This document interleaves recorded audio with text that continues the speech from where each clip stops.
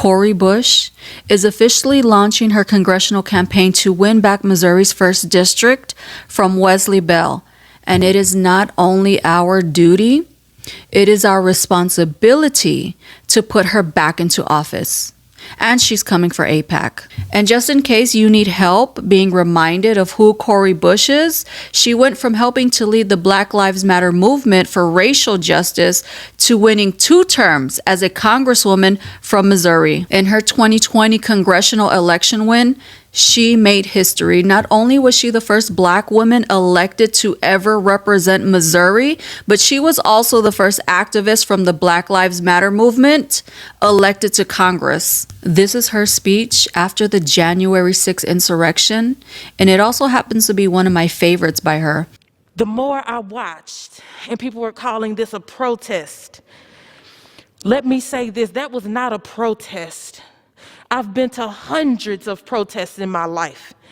I've co-organized, led and organized protests, not only in Ferguson, Missouri, alongside the amazing Ferguson front line that most people don't even acknowledge. They don't even know their names. They don't even know who died. They don't even acknowledge the amazing people that put their lives and livelihoods on the line for our safety, believing that Black Lives Matter, because they actually do.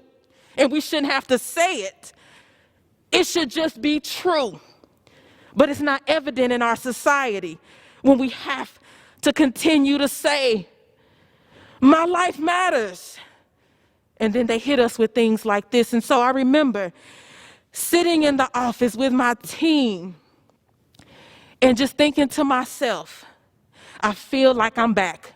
At this very minute, I feel like I'm back. I feel like this was one of the days out there on the streets when the white supremacists would show up and start shooting at us. This is one of the days when the police would ambush us from behind trees and from behind buildings, and all of a sudden now we're on the ground being brutalized. It felt like one of those days. And I just remember taking a second thinking, if they touch these doors, if they hit these doors the way they hit that door, if they hit these doors and come anywhere near my staff, and I'm just going to be real honest about it, my thought process was, we banging to the end. I'm not letting them take out my people, and you're not taking me out. We've come too far. But in 2024, she was ousted from her seat by AIPAC. And here she explains why. Historically, incumbents have been pretty safe from challenges from inside the party. But why do you think you faced such a hard challenge? 100%, because of my position as it relates to Palestinian liberation. I am the lead sponsor of the Ceasefire Now resolution in Congress, and I sponsored that legislation, introduced it with Representative Rashida Tlaib and several others. But not only did I introduce the legislation, but I kept speaking up. I kept raising the issue.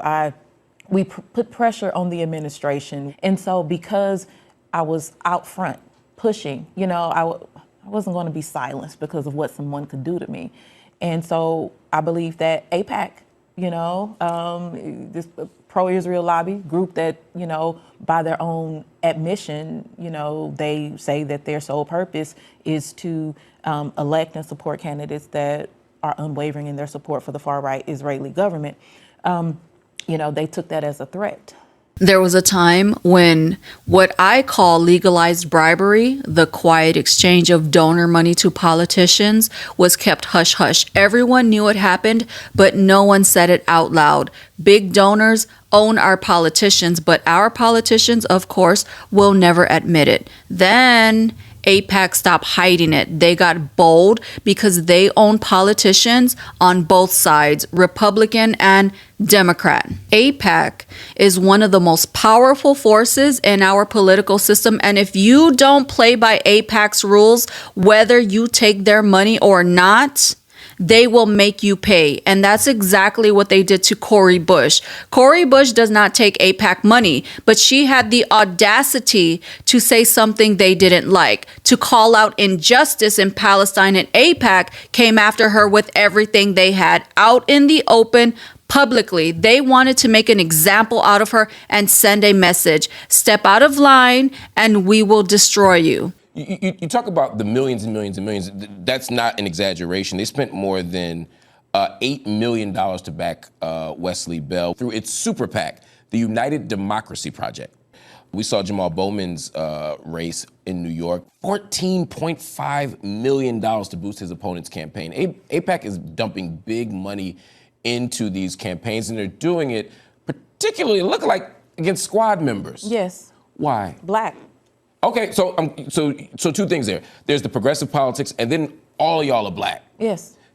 Talk to me about the black part of it first. Yeah, so the thing is, when we look at where I believe, I'll say this, where I believe AIPAC is going, they would rather have someone in these seats that is not speaking up for black liberation, who is not making the connection between black and Palestinian solidarity. They would rather have someone who they believe is, not going to be the activist. I came to Congress as the activist. I call myself the politivist, the politician and the activist. They don't want that in the United States Congress.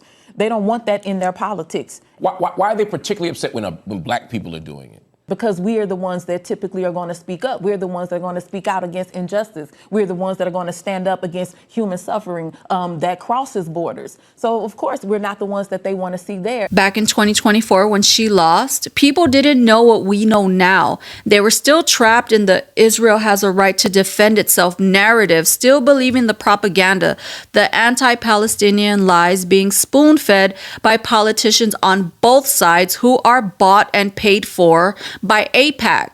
Many people didn't even know the history of this conflict. They thought it started on October 7th. And that lack of education made it easy to demonize Cori Bush. It made it easy to paint her as anti-Semitic and radical because how dare she demand humanity for Palestinians? But fast forward to today, and now the world has seen the truth. The mass killing, the dehumanization, the genocide. People see it now. And now Israel and AIPAC have become extremely unpopular. And people now know who it was that stood on the right side of history.